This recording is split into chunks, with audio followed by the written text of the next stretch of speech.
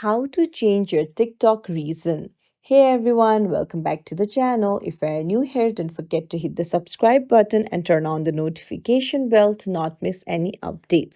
So in this quick tutorial, I'll guide you through how to change your TikTok reason in few simple steps.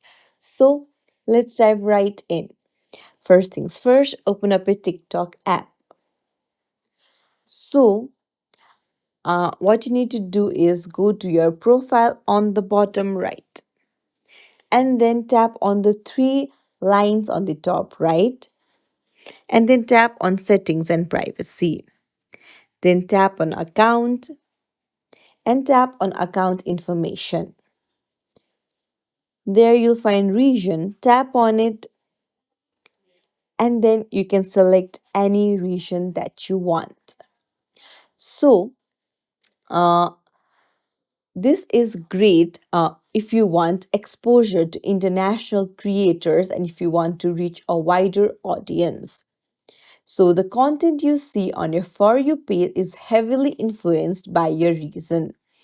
So, it will help you reach to a specific target audience if you change your reason.